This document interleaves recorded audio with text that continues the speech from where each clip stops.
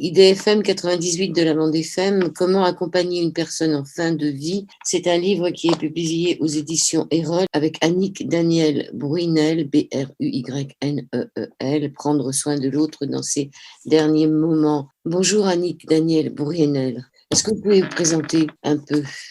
Me présenter, eh bien, je suis psychologue sur une équipe mobile de soins palliatifs depuis 15 ans. Une équipe mobile de soins palliatifs, ça veut dire que c'est une équipe qui est interpellée pour accompagner les patients, mais aussi les familles et les équipes qui les accompagnent dans les difficultés qu'ils rencontrent et qu'ils traversent.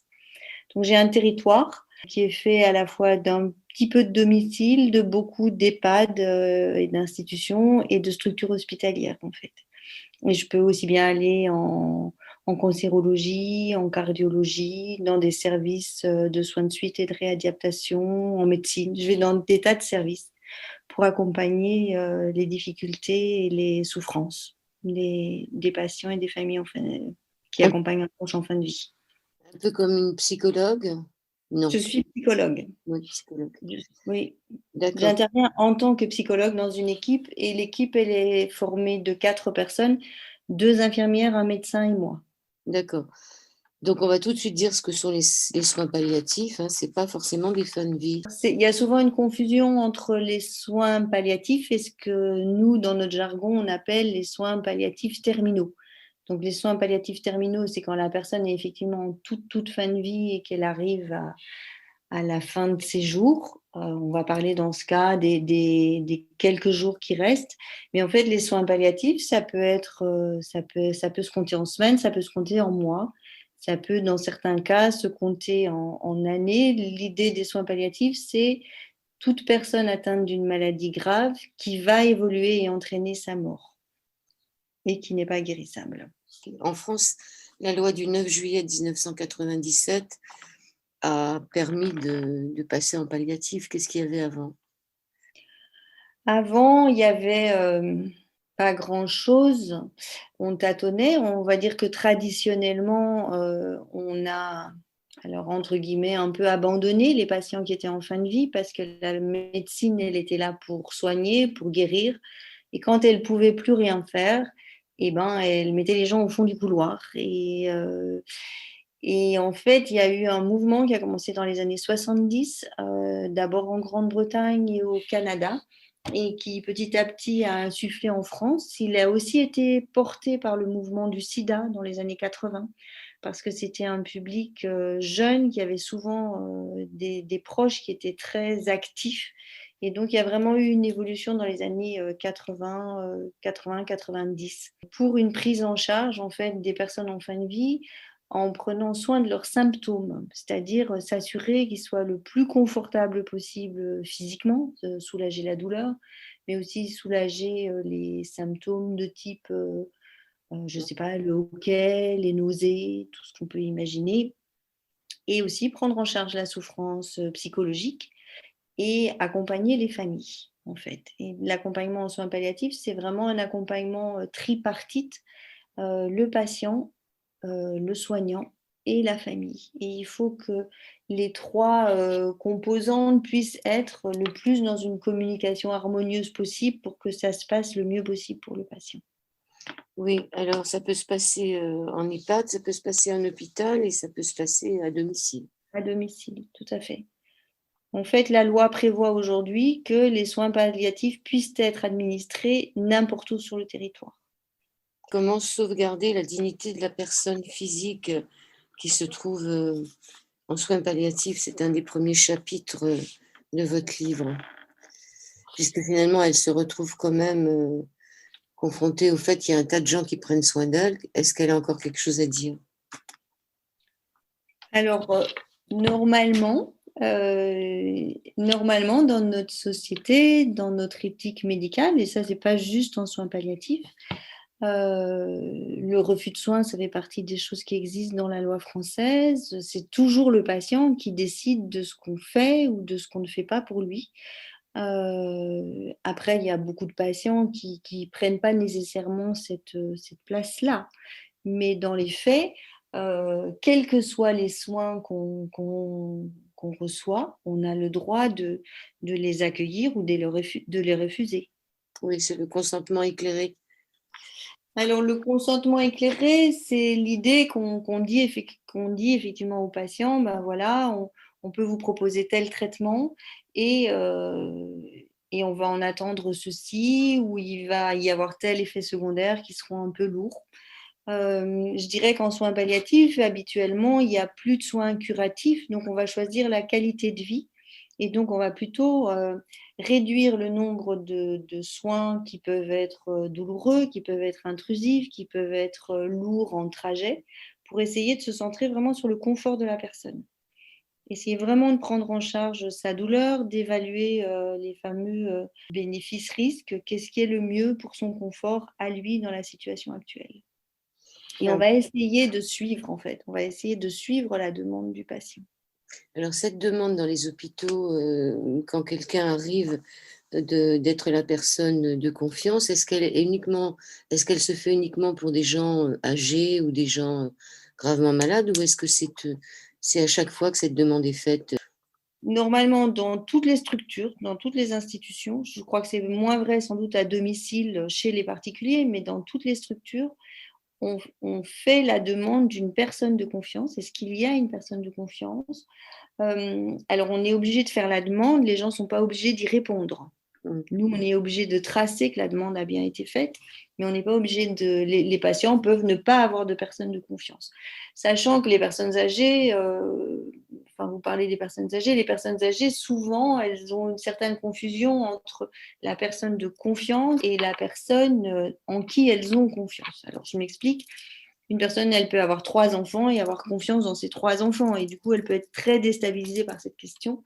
Et en fait, la personne de confiance, au niveau de la loi, c'est quelqu'un, c'est comme si on, c'est quelqu'un qui va, si je ne peux plus, si un patient à un moment donné ne peut plus exprimer sa volonté, parce que la maladie a trop évolué et qu'il est inconscient, par exemple, la personne de confiance va être consultée par le médecin à un certain moment de décision et elle va dire, à son avis, ce que le patient aurait voulu dans ce cas-là ou dans cette situation-là. C'est vraiment un rôle très, très spécifique et c'est un rôle qui n'intervient que si la personne n'est plus en mesure, si le patient n'est plus en mesure d'exprimer ses volontés. Oui, on y reviendra au cours de l'émission. Donc, il y a ce qu'on appelle le RAD, le retour à domicile, qui peut être un HAD, une hospitalisation à domicile, ou une SIAD, service d'aide à domicile, ou des choses plus comme la DMR, la DAC, il y a tout un tas d'associations qui prennent en charge quand même les gens à domicile. Ça, c'est bon de le rappeler. Oui, tout à fait. Que pour Il y les... a un vrai maillage sur le territoire français. Il y Oui, a un vrai maillage de prise en charge des soins pour les parce patients. que, outre le fait que l'on n'ait pas envie de mettre les personnes en EHPAD, il y a aussi la question financière. Il y a des gens qui n'ont pas les moyens de mettre les personnes en EHPAD. Oui, alors je vous avoue que c'est une question que je connais moins bien. C'est plutôt les assistantes sociales qui sont très aptes à répondre à ce type de questions. Il me semble qu'il y a toujours des aides possibles. Après, il y a aussi la question des enfants. Alors, des fois, c'est un petit peu compliqué. Mais normalement, c'est possible d'avoir une place en EHPAD, mais je ne voudrais pas trop m'engager sur ce terrain-là. C'est moins mon terrain. Oui, oui, mais pour celles qui pourraient nous écouter et qui se posent la question de savoir quoi faire, parce que des fois, ça peut arriver très vite, on n'est pas préparé. On n'est jamais tout à fait prêt. On n'est jamais tout à fait prêt, mais si ça arrive d'un seul coup, c'est bien de savoir qu'il y a quand même une hospitalisation à domicile qui peut se faire. Il y a tout un tas de structures qui sont en place. Alors, il y a un petit bémol en ce qui concerne les retours à domicile. C'est possible ou pas, vous l'expliquez dans votre livre, hein, parce que l'aidant est trop fatigué. Il y a tout un tas de faits qu'on ne peut pas revenir à domicile aussi, hein. Oui, quand on revient à domicile et qu'on est en soins palliatifs, ça arrive qu'il y ait des gens qui soient en soins palliatifs et qui puissent, qui sont encore suffisamment autonomes que pour se prendre en charge à domicile, mais on va dire que c'est plutôt rare. La plupart du temps, quand on a une personne en soins palliatifs qui désire rentrer à domicile et qui est encore en état de rentrer à domicile, elle a besoin d'avoir un aidant sur place. Parce que même s'il y a des aides, même si les aides peuvent passer plusieurs fois par jour, elles ne sont pas là 24 heures sur 24. Donc c'est vrai qu'il y a la nécessité d'avoir un aidant la plupart du temps. Donc un aidant, c'est un proche qui demeure avec la personne malade. C'est souvent l'époux, le conjoint, l'épouse. Des fois, c'est un frère ou une sœur ou un enfant. Ça peut arriver aussi, un enfant qui a grandi et qui prend ses parents à domicile. Mais c'est vrai que c'est un engagement. C'est un engagement de temps, c'est un engagement d'énergie, c'est un engagement émotionnel. Et c'est important de garder en tête que, quelle que soit l'affection qu'on porte à son proche, on a toujours aussi à garder à l'esprit son propre, euh, son propre équilibre intérieur. On ne peut pas non plus s'épuiser. On voit un certain nombre de personnes âgées s'épuiser à accompagner leurs proches en fin de vie jusqu'au bout du bout et qui finalement s'épuisent elles-mêmes dans cet accompagnement. Parce que ce qu'on s'est promis à 20 ans, le meilleur et le pire, pour le meilleur et pour le pire, ben, c'était des vœux pieux, c'était des vœux généreux, c'était des vœux spontanés, mais c'était aussi des vœux qui ne connaissaient pas cette réalité-là. Donc, accompagner un proche en fin de vie à la maison, c'est pas rien. Et on a le droit de le faire un peu, beaucoup, mais aussi le droit de ne pas le faire parce que c'est trop lourd, parce que dans son histoire, c'est juste plus possible. Et on voit aussi des personnes âgées qui sont enfin, âgées ou moins âgées, hein, mais qui sont extrêmement fatiguées par ces prises en charge et qui finissent par avoir des atteintes à leur propre santé. C'est important, c'est une vraie question en fait de ne pas s'épuiser en accompagnant l'autre. Ce livre s'adresse surtout aux accompagnants pour accompagner une personne en fin de vie et il y a tout un tas d'exemples. Et là, par exemple, il y avait l'exemple de ce monsieur qui conduisait encore et qui prenait sa voiture tous les jours pour aller voir sa femme à l'hôpital. Et finalement, ça l'a complètement épuisé. C'était un peu difficile. Alors, il y a aussi le fait que quand on va rester sur le domicile, là, il y a cette intrusion de l'équipe soignante dans la maison qui fait qu'on se sent plus chez soi, qu'on est coincé. Moi, je le vis en ce moment, donc je peux en parler. Qu'on est coincé avec des horaires qui sont très très larges et qu'on est coincé avec cette équipe soignante. Et aussi ce qu'on peut avoir comme problème avec cette équipe soignante. Est-ce que vous pouvez nous en parler?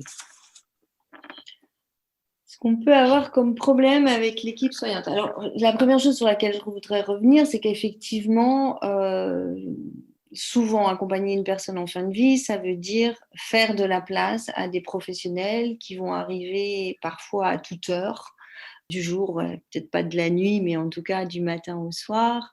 C'est faire bouger les meubles, c'est introduire un lit médicalisé. Ça peut être très bousculant. Il y a des couples pour qui c'est vraiment difficile de quitter le lit conjugal, par exemple, pour qu'il y ait un des patients, enfin que le patient ait un lit médicalisé. Parfois, il n'y a pas la place dans la chambre, donc on met le lit médicalisé dans le salon. Donc finalement, la maladie se retrouve au cœur de la maison, au centre de la maison. Et effectivement, quand on est aidant et qu'on accompagne une personne en fin de vie à domicile, eh bien, on va avoir des horaires qui vont se structurer en fonction du passage des infirmiers, mais en fonction du passage des soignants, en fonction du portage des repas, en fonction des médecins, en fonction des consultations. Donc, c'est en fait un vrai travail de présence à l'autre qui fait sens aussi pour beaucoup de familles qui accompagnent leurs proches à domicile. C'est la seule chose qui leur semble possible de faire, ou c'est la chose la plus juste qui est à faire, où il y a une vraie spontanéité à se dire bah, c'est ma place, c'est là que je dois être.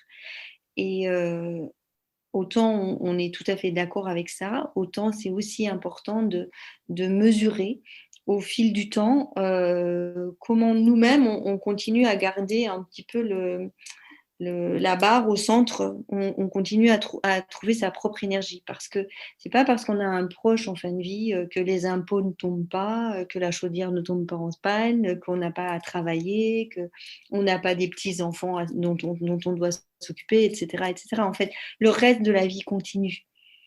C'est quelque chose qui se surajoute au quotidien. Mais là, il y a l'histoire de Georgette qui m'a bien amusée. Donc, c'est Mamie Georgette, comme on la surnomme dans le hameau, qui a voulu reprendre son Marcel à la maison, mais elle ne veut pas de toutes ces infirmières et de tous ces soignants. Les soins, elle peut bien les faire. Elle qui a déjà pris soin de son père paralysé pendant plus de 10 ans, alors forte de ses 46 kilos, elle courbe, elle plie, mais elle tient bon, et son Marcel, c'est elle qui le lave. Ça m'a amusée parce qu'on voit tout à fait la femme qui... Alors, ce qui est aussi étonnant dans ce livre, c'est, mais on en parlera après sur l'injustice, c'est que, par exemple, elle a accompagné son père hospitalisé. Il y a aussi comme s'il y avait des familles où il y avait comme ça des personnes qui se sacrifient, si on peut donner le nom de sacrifier. Se dédie. Alors, il y avait une forme de logique, je crois, traditionnellement. Il y a des gens d'un certain âge qui, effectivement, surtout en campagne, qui, dans leur jeune temps, comme ils disent, ont déjà pris soin des grands-parents ou des parents parce qu'ils faisaient un AVC, parce qu'ils devenaient grabataires, et qui se sont occupés d'eux, parfois vraiment pendant de longues années. C'est vraiment une part de la culture sur le territoire, en tout cas dans les campagnes. Les gens trouvent ça normal, c'était inscrit de cette façon-là. Ça fait d'ailleurs parfois partie des souffrances des personnes âgées aujourd'hui qui se sont occupées de leur grand-père ou de leur père ou de leur mère et qui, une fois que leur tour vient, les enfants d'aujourd'hui ne sont pas toujours prêts ou ne sont plus prêts ou c'est plus juste pour eux de le faire. Et du coup, il peut y avoir une forme d'incompréhension. Mais c'est vrai qu'il y a des gens qui ont à la fois cette culture, cette veine et cette décision interne de coûte que coûte s'engager à cette place-là. En ce qui concerne l'estimation du temps qu'il reste à vivre et à tenir pour les aidants, parce que finalement, le gros problème dans toute cette histoire-là, c'est qu'on ne sait pas combien de temps ça va durer l'épreuve. On ne sait pas combien de temps ça va durer l'épreuve. Il y a des maladies où, alors on ne sait pas, d'ailleurs quand on demande aux médecins, souvent la question jaillit, est-ce qu'il y en a pour combien de temps? La plupart des médecins vous répondent qu'on ne sait pas. Et en même temps, des fois, on insiste pour savoir un peu, pour avoir une façon de se repérer dans le temps. Mais c'est vrai que les médecins ne peuvent souvent donner, en tout cas en amont, les médecins ne peuvent souvent donner qu'une vision statistique des choses. C'est-à-dire un cancer du pancréas, c'est entre 3 mois et 6 mois. Enfin, je dis n'importe quoi parce que enfin, ils vont donner des indications temporaires, mais en fait, ça ne dit rien de comment telle personne, tel patient va traverser la maladie. Il y en a qui vont partir beaucoup plus vite et il y en a qui vont trouver de la ressource en eux, qui vont continuer malgré tout, chacun va traverser la maladie à sa façon, il y a des gens qui mettent la maladie au premier plan, c'est vraiment la maladie qui prend toute la place de leur vie.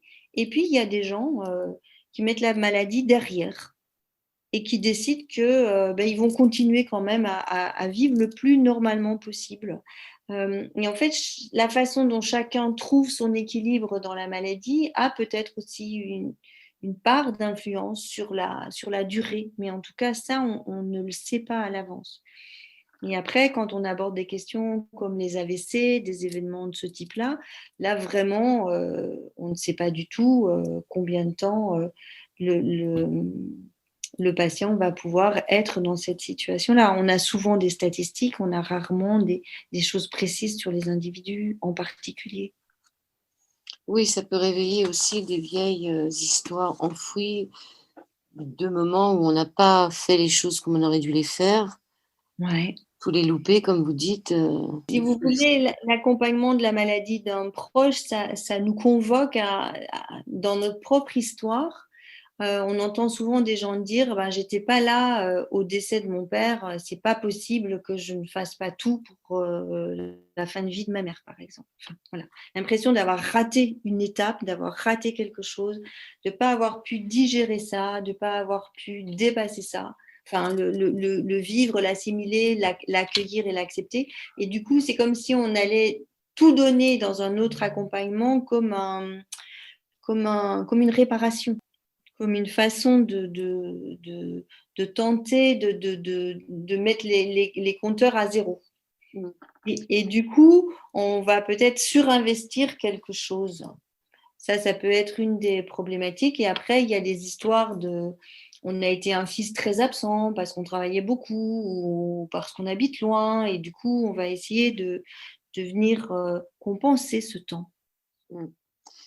Il faut être prêt à affronter, que ce soit en EHPAD ou à domicile, tout ce que l'on craint, c'est-à-dire la douleur, la souffrance du patient, ses angoisses.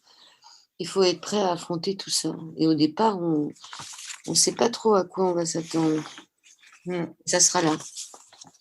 Ça sera là.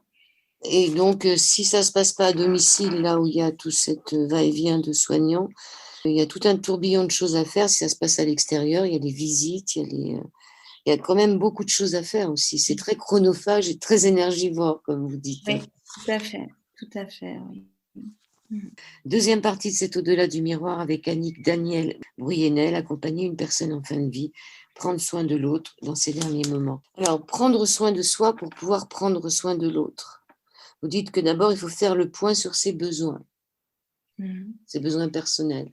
C'est-à-dire, comment est-ce que je vais m'assurer de rester dans le meilleur état psychologique personnel, dans le meilleur état de santé personnelle. C'est pour ça que c'est important d'apprendre à voir ses limites, à comprendre ses limites.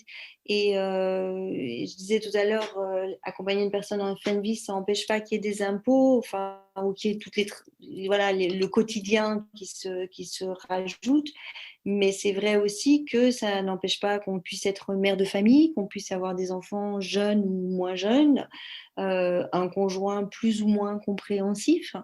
Et tout ça, eh bien, ça va, qu'on travaille ou qu'on ne travaille pas, tout ça, ça va venir avoir une implication sur ma disponibilité. Ma journée, elle fait 24 heures, je dois dormir un tiers du temps quand même. Enfin, c'est bien de dormir 8 heures.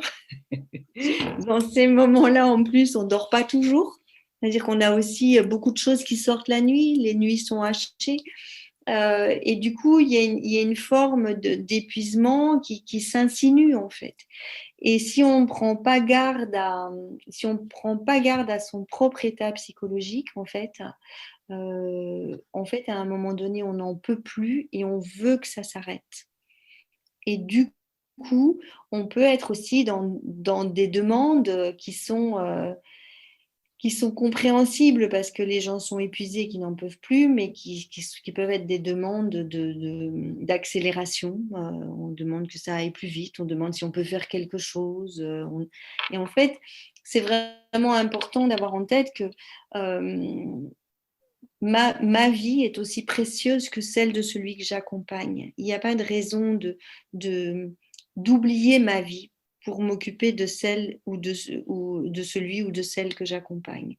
Et c'est comment est-ce que je peux être dans cet équilibre où je me respecte dans mon accompagnement. Et je dis souvent aux gens que, en fait, quand on prend soin de soi, c'est-à-dire que par exemple, quand on se dégage du temps, quand on accepte de ne pas venir tous les jours à l'hôpital, quand on accepte de se faire remplacer, quand on accepte de ne pas accompagner le fils quand lui-même vient voir le parent à l'hôpital pour se reposer, eh bien, en fait, on se ressource un petit peu, au moins, et du coup, on s'assure aussi de tenir dans la durée.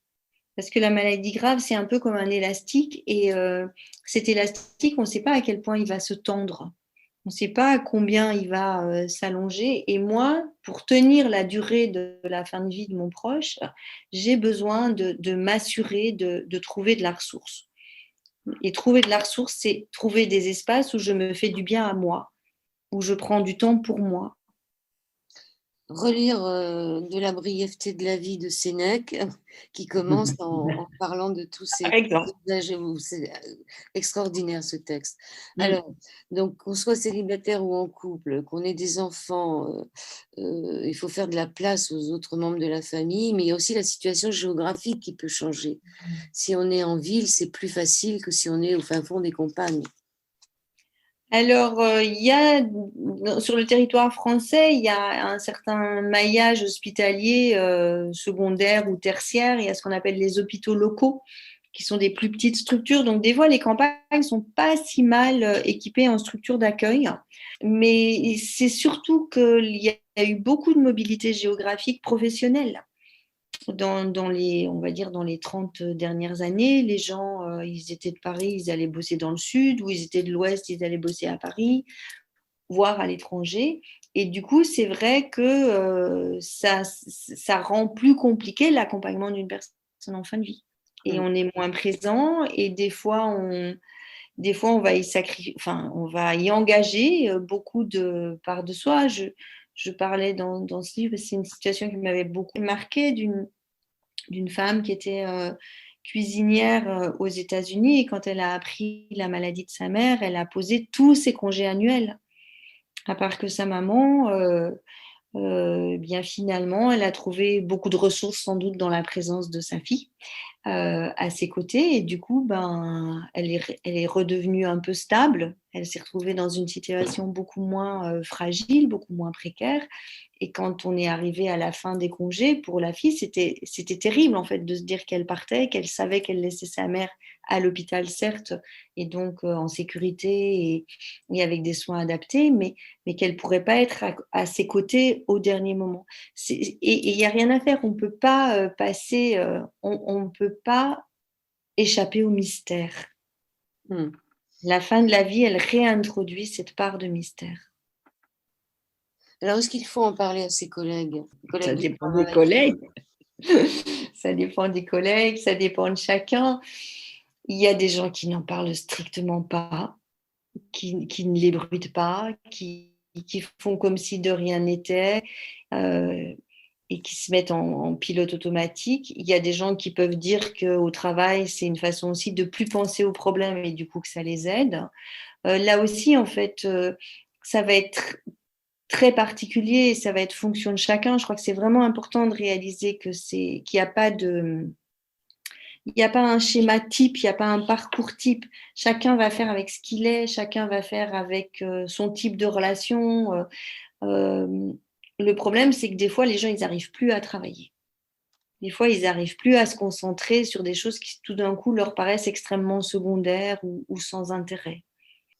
Oui. Ça me fait penser à une scène, vous savez, une scène dans un film où Vincent Lindon s'énerve sur quelqu'un qui râle parce qu'on lui a arraché son rétroviseur. Et voilà, le monde est très autocentré, et quand on est touché parce qu'on accompagne une personne qui est en fin de vie, eh bien, tout d'un coup, des choses qu'on trouvait normales ou des préoccupations qu'on avait sur un chiffre d'affaires ou sur des stratégies commerciales, tout d'un coup, ça peut ne plus faire sens. Et du coup, il y a comme si l'individu il a perdu ses repères habituels et il nage en plein magma. Il ne sait pas comment ça va. Et la seule chose qu'il sait, c'est qu'il est bouleversé, c'est qu'il se sent perdu dans son avancée, qu'il ne sait pas comment faire, qu'il est impuissant, qu'il a beau mettre tout son amour, il ne peut pas sauver l'autre. Et là, il est vraiment pris dans un tourbillon intérieur qui est difficile. On peut se poser la question de comment se montrer un bon fils, une bonne épouse, comme vous le disiez tout à l'heure, pour le meilleur et pour le pire. Il y a souvent une culpabilité qui apparaît. Il faut que, je dois que, c'est sûr qu'on est tous, on sera tous là-dedans un jour ou l'autre. Vous parlez des congés de compassion au Canada. Ça serait bien qu'on ait ça un peu en France. Alors, on a un peu ça en France. Il y a quand même des aides qui sont, alors elles peuvent pas durer des mois et des années, hein, mais il y a quand même des ressources qui existent pour permettre aux gens d'avoir des arrêts de travail pour pouvoir accompagner leurs proches. Ça existe, mais c'est plutôt ponctuel et c'est plutôt en fin de maladie. Hum. C'est rarement quelque chose qui permet de durer sur 2 ans, par exemple. Ouais. Alors, il y a le fait de se sentir coupable, mais aussi indispensable, se vouloir indispensable. Oui, en fait, on est repris par... Comme c'est un terrain sur lequel on met les pieds, on n'a jamais mis les pieds, enfin la plupart du temps, on n'en a pas l'expérience, on est repris par, dans une certaine mesure, les bonnes valeurs dominantes, si je puis dire, entre guillemets. C'est-à-dire, il faut tout donner à l'autre, il faut tout faire pour l'autre. Et, euh, et donc, on s'impose des choses. En fait, moi, je dirais, c'est important dans ce parcours d'essayer d'être aussi en contact et de s'écouter soi. C'est-à-dire jusqu'où je suis capable d'aller, qu'est-ce que je suis capable d'entendre, quand est-ce que j'ai moi aussi besoin d'aide et le droit de demander de l'aide. Alors que faire quand la peur prend toute la place et quand elle paralyse? Je parle peut-être de ceux qui restent seuls avec leurs parents ou avec qu'est-ce qu'ils peuvent faire quand d'un seul coup on se dit, bah, finalement je comprends que la plupart des gens mettent les gens en EHPAD parce que c'est vraiment trop dur. Qu'est-ce qu'on peut faire dans ces cas-là? Ben, moi, j'ai rien contre les EHPAD. Oui, oui, non, mais moi non plus, j'ai rien contre les EHPAD. Simplement, que quand ceux qui n'ont pas mis leurs parents en EHPAD se trouvent complètement enfin, Vous savez, des fois, j'ai l'impression qu'on a une vision de qu'est-ce qui est bien pour l'autre. Alors moi, j'évoque souvent ma mère qui, quand j'étais une jeune fille, pensait que c'était bien pour moi que je n'aille pas au bal ou à tel endroit, que c'était mieux pour moi. Je ne comprenais pas toujours quel était le... C'est-à-dire, enfin, je fais cette comparaison parce que je trouve que souvent, on n'a pas vraiment une idée de qu'est-ce qui est vraiment bien pour l'autre. J'en sais rien. L'EHPAD, si on fait un comparatif maison EHPAD, alors il y a beaucoup de personnes âgées qui ne désirent pas aller en EHPAD et je peux le comprendre, je peux entendre qu'on ne désire pas aller en EHPAD.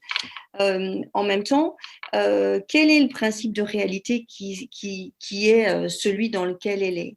C'est-à-dire que est-ce qu'il y a quelqu'un qui peut l'aider? Est-ce qu'il y a quelqu'un qui peut l'aider sur la durée? Est-ce que c'est le meilleur endroit pour elle?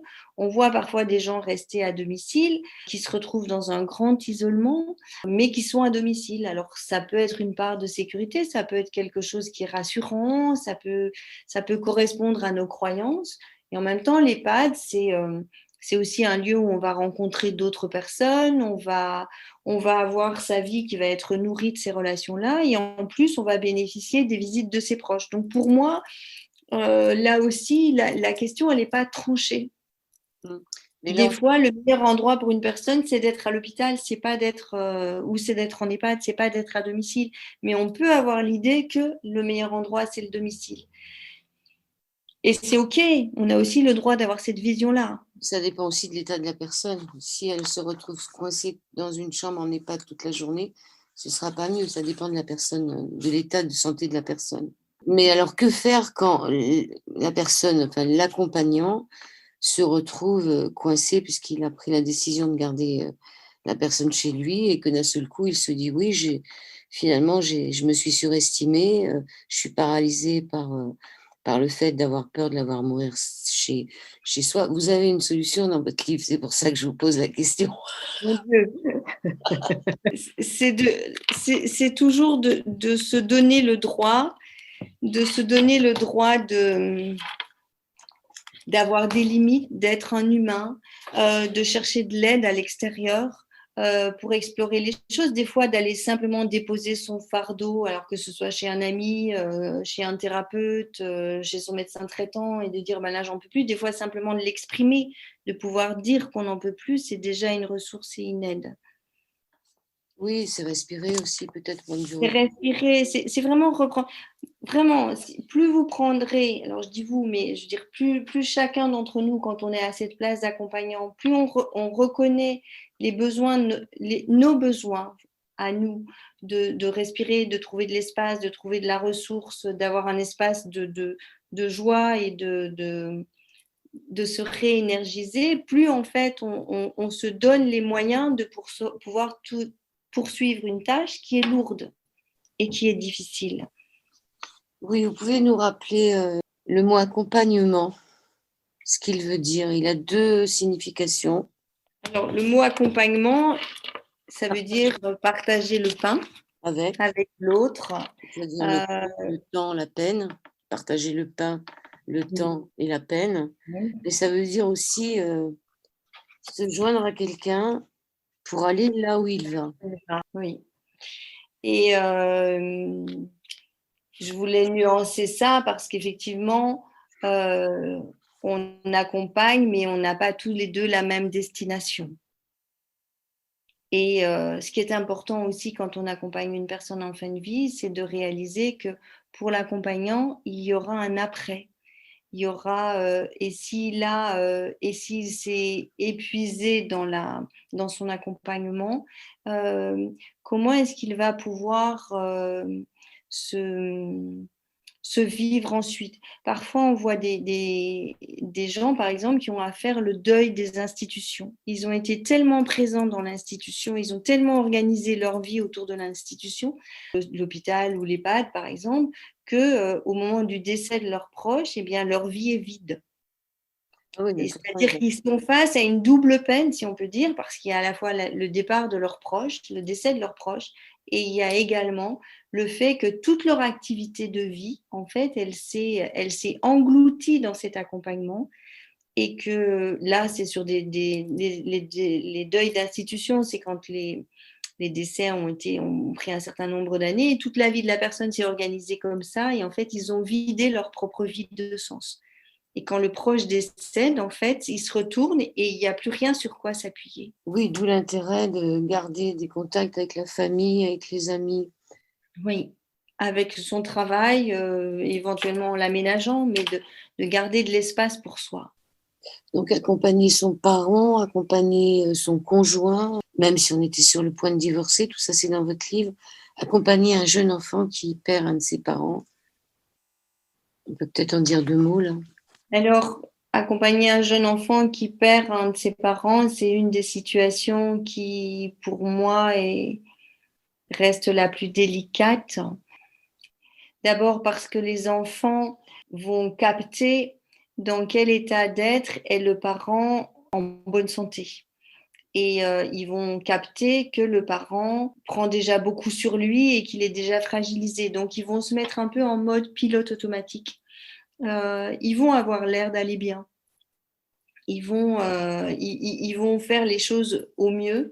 C'est pas toujours évident de repérer la souffrance d'un enfant. C'est souvent l'école qui nous fait signe. Je dirais que dans les critères sur lesquels il faut veiller quand on accompagne, enfin quand on a un enfant qui est confronté à la mort d'un proche, c'est quelle est sa situation, comment est-ce qu'il mange, comment est-ce qu'il dort, est-ce qu'il fait des cauchemars, est-ce qu'il dort mal, est-ce qu'il a du mal à s'endormir, est-ce qu'il a arrêté de manger, est-ce qu'il mange de moins en moins ou de plus en plus, quels sont ses résultats scolaires. Ça, c'est toujours des signes pour savoir comment va un enfant.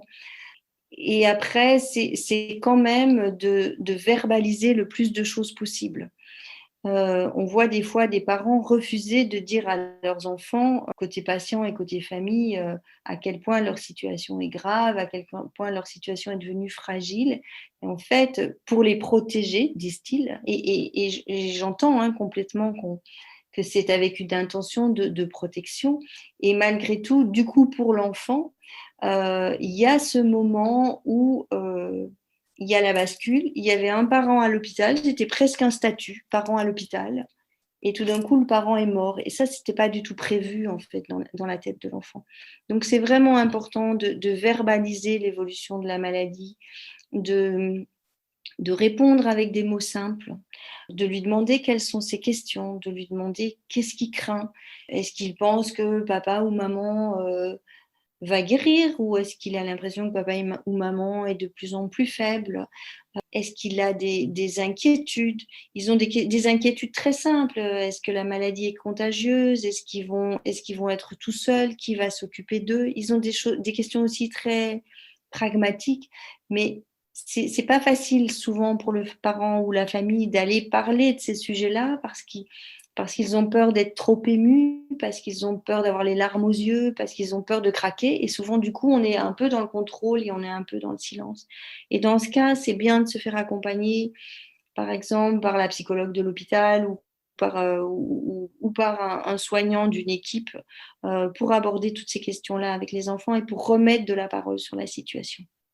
Et pas les laisser tout seuls avec leurs questions et avec leurs craintes, et pas les laisser seuls non plus avec un pseudo tout va bien. Troisième partie sur l'antenne d'IDFM, sur le 98 de la bande FM, de cet au-delà du miroir, où nous tentons d'accompagner une personne en fin de vie avec Daniel Bourrienel, et nous poursuivons cette émission. Alors, tout un chapitre sur accompagner en phase terminale, hein. La résignation ou l'acceptation, où en est-il lui, c'est-à-dire la personne qui part. Il y a des gens qui refusent encore de partir. Pour nous, la possibilité d'accepter son départ et lui dire, comme le dit Lynn Asselin, lui dire qu'il peut prendre tout le temps dont il aura besoin. Ça, c'est important parce que quelquefois, les personnes, comme vous le disiez tout à l'heure, les personnes âgées, elles sentent qu'elles n'ont plus de place sur cette terre, qu'elles dérangent, etc. Elles ont l'impression qu'elles Elles prient. ont l'impression, parce qu'on a toujours une place sur la Terre. Donc, lui dire qu'il peut prendre tout le temps dont il aura besoin pour s'en aller, c'est-à-dire pour partir. Oui. Il y a eu à un moment donné question sur des personnes qui sont en toute fin de vie, donc qui sont en phase terminale. Des fois, on a l'impression qu'elles sont sur un fil du rasoir et que c'est comme si la mort n'arrivait pas alors que tout le monde voit bien qu'elle devrait arriver. Des gens qui font des pauses respiratoires et qui ressurgissent, des gens qui sont très très loin dans des seuils de conscience mais qui ne décèdent pas. Donc il y a des fois effectivement des gens qui ont pu dire et puis ça a pu faire sens de dire que c'était ok, qu'on prendrait soin de soi-même et qu'on accepte que l'autre parte. Mais on voit aussi des fois des familles, parce qu'il y a aussi des représentations autour des soins palliatifs. Peut-être j'ai pas dit ça au départ. Je me rends compte qu'il y a des gens, quand on leur dit, ben voilà, la maladie, on ne peut plus rien faire, donc vous êtes en soins palliatifs et on ne va pas pouvoir empêcher la maladie d'évoluer. Des fois, les gens ont l'impression que du coup, ben, ils vont décéder de façon imminente, vraiment un peu comme dans les films, parce qu'on n'a pas de culture du tout de la mort. Et du coup, les gens s'attendent à mourir brutalement. Et du coup, on voit des fois des familles dire à leurs proches qu'il peut mourir alors que le proche est encore très, très loin de sa toute fin de vie. Et on n'est pas tous sur les mêmes tempos. On peut être prêt à voir le grand-père partir, mais c'est pas pour ça que le grand-père, lui, il trouve pas que c'est cool de se réveiller le matin, de boire son bol de café et ses biscottes. C'est des petites choses, mais elles le tiennent en vie, lui. Et pour lui, ça fait sens. Et même si pour le jeune, d'être dans un lit, d'être grabataire, d'avoir besoin de soins pour la toilette, pour l'hygiène et tout ça, ça peut paraître insupportable, eh bien, la personne qui vit ça, elle peut l'avoir intégré et s'en être accommodée. Et en fait, on n'est pas au même rythme et c'est important d'avoir conscience de ça. Il peut être prêt avant moi ou il peut être prêt après moi. Et il y a un moment où vous donnez le décodage du jargon médical. Je ne sais plus à quelle page c'est, mais c'est intéressant. Jargon des soignants. Ouais. Jargon des Alors, soignants. aborder la spiritualité. Il y a ceux qui changent d'avis, ceux qui ont perdu la foi, ceux qui explorent d'autres voies, ceux qui vont retrouver leurs proches, ceux qui n'attendent rien du ciel et que cela apaise, et ceux qui ont peur de Dieu. Enfin, il y a toutes ces catégories-là. Qu'est-ce qu'on peut faire pour accompagner tout ça? Accueillir. Accueillir, en fait, c'est des questions qui ont une plus grande acuité au moment de la fin de vie. Il y a des gens qui ont voilà, qui se souviennent qu'ils ont été à l'église quand ils étaient enfants, que c'était pas très important, et puis tout d'un coup, au moment où la maladie arrive, que la question de la mort apparaît, ils sont à nouveau repris par ces apprentissages ou par ces questions, ou ils se questionnent autrement.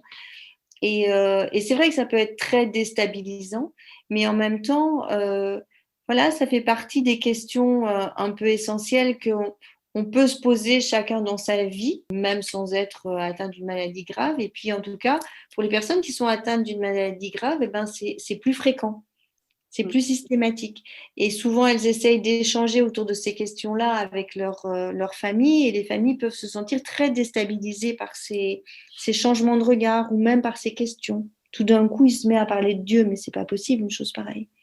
Oui, il n'en parle pas. Non, répondre à ces questions, ces hésitations, ces demandes, mais vous dites aussi que pour celui qui ne veut pas partir parce qu'il y croit encore, qu'il a encore des rêves et qui... l'important, c'est de respecter son rêve, mais de ne pas créer de rêve pour lui. C'est important de ne pas rentrer... moi, j'ai le cas d'un monsieur en ce moment qui, je pense, est en fin de vie et qui me parle de ses cultures qu'il va aller biner dans son jardin alors qu'il est en cancer terminal à Gustave Roussy ou je ne sais où. Je dis rien, je les laisse parler, mais j'entretiens pas ne pas entretenir le rêve non plus. Ne pas dire oui, oui, bien sûr, tu pourras planter des tomates au mois de mai. C'est difficile, hein. Et, ça peut être une façon de rebondir en disant bah oui, le jardin, c'était vraiment quelque chose de très important pour toi, pour vous, en fonction de si c'est un proche pour toi. C'est le faire parler du jardin. En fait, c'est parler de ce qu'il a aimé. C'est parler de ce qui a compté pour lui dans la vie. Et ça peut encore se dire. Et c'est vrai que les patients peuvent à la fois être au clair sur le fait qu'ils ont une maladie grave qui va évoluer et entraîner leur vie, et en même temps être dans un désir-espoir que peut-être il se passera quelque chose et que cet espace-là, il peut perdurer très longtemps. Je dirais que ce qui est parfois très très lourd pour les patients, c'est quand les familles entretiennent des rêves pour lui, alors que lui est au clair. Oui, mais dans Et il y a un certain nombre de patients qui disent mais c'est plus possible que les gens me disent mais tu vas voir, tout va bien aller, tu vas récupérer, alors qu'eux ils sentent bien dans leur corps que c'est pas ça qui se passe et qu'ils ont fait des scanners qui disent pas ça non plus. De pas entretenir des illusions, mais d'accueillir que de la place du patient, il puisse y avoir encore du désir de vie, du désir de faire certaines choses, du désir d'acquérir certaines choses. Il y a parfois des mariages en toute fin de vie. Oui. Il y a des choses qui peuvent encore, je dirais que jusqu'au dernier souffle, on est 100% vivant. Et si on est 100% vivant, on est 100% soi. On est l'homme et la femme qu'on était. Oui, vous dites en début de livre, il y aura autant de façons de mourir que de vivre. Ouais. L'insupportable qu'on imagine pour l'autre parle surtout de nos peurs, de nos projections, mais jamais de l'autre, dont nous ignorons la vie psychique interne. Quand on trouve ça insupportable, c'est surtout pour soi-même. Oui, c'est normal. Quand on est bien portant, on ne peut pas imaginer, par exemple, de perdre la marche. Mais des fois, quand on a un accident de voiture et qu'on perd l'usage de ses jambes, eh bien, on va découvrir autre chose, une autre façon d'apprécier les choses, même si ça, on ne peut plus faire. On n'est pas aux mêmes endroits.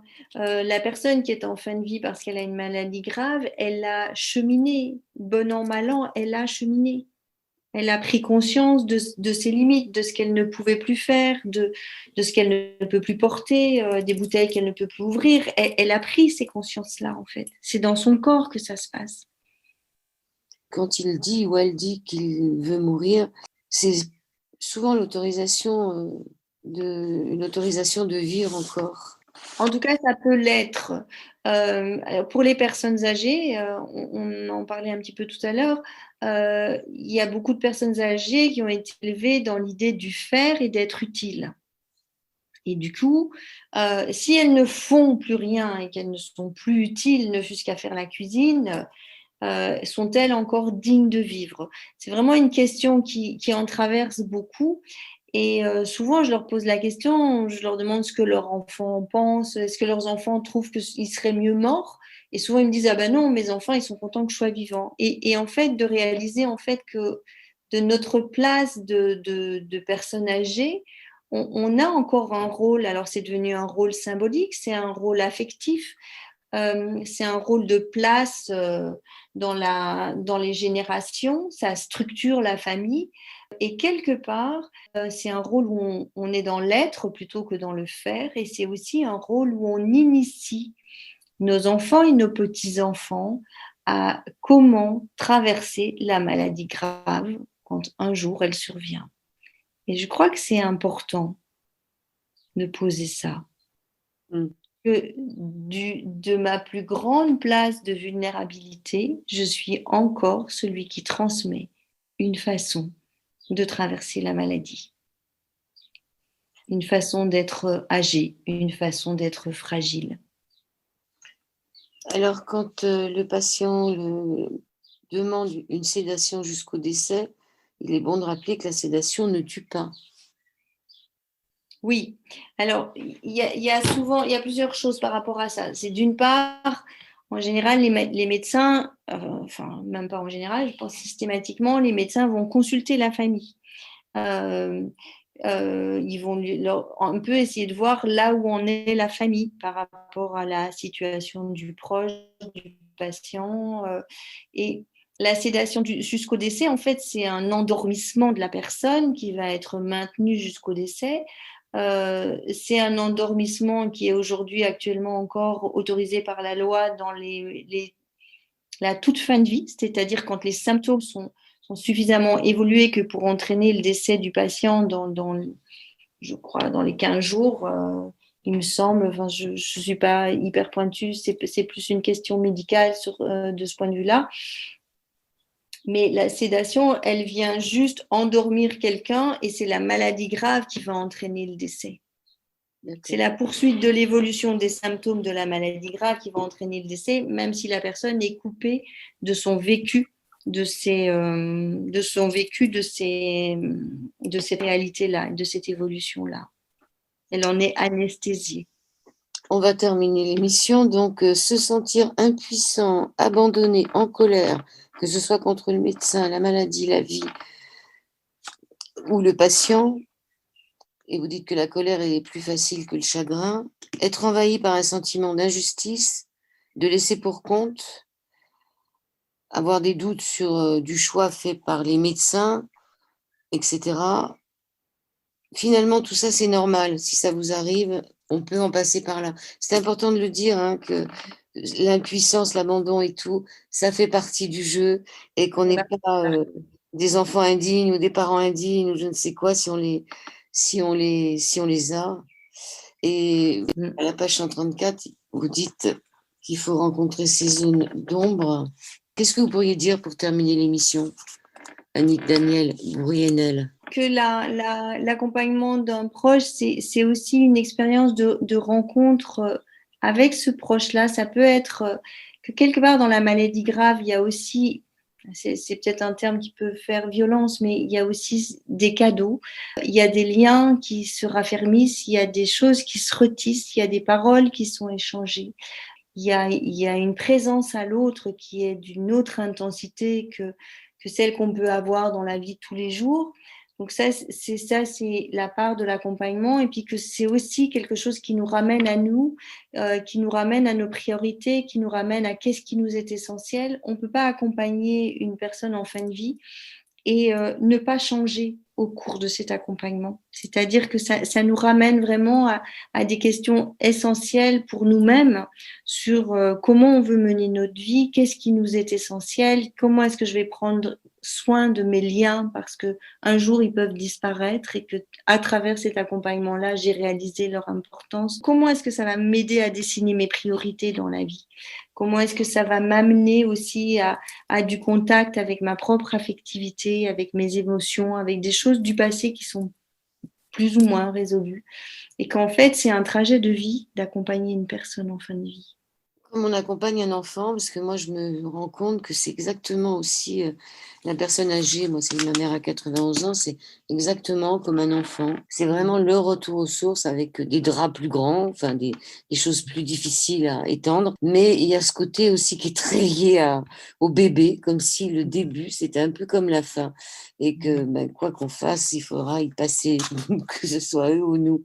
Annie, Oui. Daniel, Brunel, accompagner une personne en fin de vie, prendre soin de l'autre dans ces derniers moments, édition Erol. Vous vouliez dire quelque chose? C'est vrai que c'était que cette phase du grand âge, c'est aussi peut-être une phase où on lâche à nouveau prise comme quand on est enfant, et qu'il y a peut-être une qualité d'être qu'on retrouve dans ces moments-là. Ce qui se passe aussi dans notre culture actuelle, c'est qu'en fait, toutes les personnes qui ne sont pas passées par là ignorent elles ne savent pas. C'est vraiment quelque chose dont on fait l'expérience. Je vous remercie beaucoup. Moi aussi, je vous remercie. Bonne fin de journée. Au revoir. À vous aussi.